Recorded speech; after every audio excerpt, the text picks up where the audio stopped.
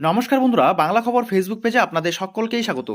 বন্ধুরা, কেন্দ্রীয় সরকারের বড় উদ্যোগ, এবার দেশে সমস্ত মহিলারা পাবে 6,400 টাকা করে। কেন্দ্রীয় সরকার এবং রাজ্য সরকার উভয় সরকারই কিন্তু রাজ্যের পিছিয়ে পড়া মহিলাদেরকে সামনের সারিতে নিয়ে আসার জন্য বিভিন্ন রকম প্রকল্প চালু করেছে।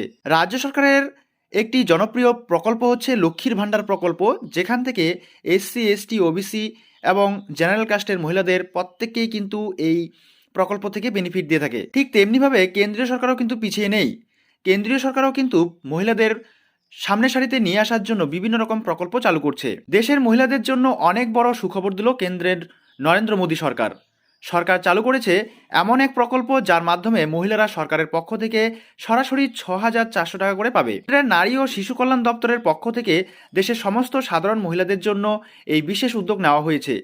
তবে শহর ও গ্রামের ক্ষেত্রে এই প্রকল্প প্রদেয় টাকার পরিমাণ কিছুটা কম বেশি হয়। কারা কারা এই প্রকল্পের সুবিধা পাবে, কবে আবেদন শুরু, কি কি ডকুমেন্টস প্রয়োজন হবে, কোথায় গিয়ে এই প্রকল্পের জন্য নিজের নাম তুলতে হবে এবং কবে থেকে টাকা পাবেন, সমস্তটাই বিস্তারিতভাবে আজকের এই ভিডিওর মাধ্যমে জানিয়ে দেওয়া হবে। তাই বন্ধুরা, ভিডিওটাকে একটুও স্কিপ না করে শুরু থেকে শেষ পর্যন্ত খুব ভালো করে দেখবেন। আর যে সকল বন্ধুরা এই বাংলা খবর ফেসবুক পেজটিতে নতুন এসেছেন, অবশ্যই এই ফেসবুক পেজটিকে ফলো করে রাখবেন পরবর্তী এই ধরনের প্রয়োজনীয় এবং অতি গুরুত্বপূর্ণ স্কিমের আপডেটগুলো সময় সময় সবার আগে পাওয়ার জন্য। তাহলে চলুন বন্ধুরা, দেরি না করে শুরু করা যাক আজকের বিষয়। প্রয়োজনীয় ডকুমেন্ট সমূহ সমস্ত প্রকল্পগুলোর মতোই এই প্রকল্পটিতেও নাম তোলার ক্ষেত্রে বেশ কিছুটা নথিপত্রের প্রয়োজন হয়।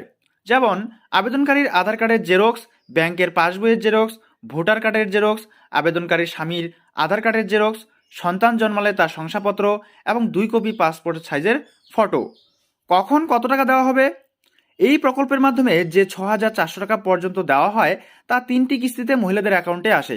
প্রথম কিস্তিতে আসে 1,000 টাকা, দ্বিতীয় কিস্তিতে আসে 2,000 টাকা এবং বাকি টাকা দেওয়া হয় তৃতীয় কিস্তিতে। কোথায় কিভাবে আবেদন করবেন?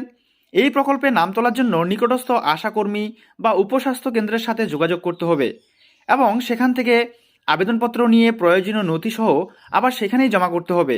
ফলে আপনারা বুঝতে পারছেন আশা করি। এখানে কিন্তু আপনাদের যে সমস্ত নিকটস্থ আশাকর্মী রয়েছে বা উপস্বাস্থ্য কেন্দ্র রয়েছে বা স্বাস্থ্যকেন্দ্র, সেখানে গিয়ে কিন্তু যোগাযোগ করতে হবে। কারা কারা আবেদন করতে পারবে? এই প্রকল্পে মাতৃবন্দনা যোজনার প্রধান উদ্দেশ্য মা ও তার শিশুর সুস্বাস্থ্য নিশ্চিত করা।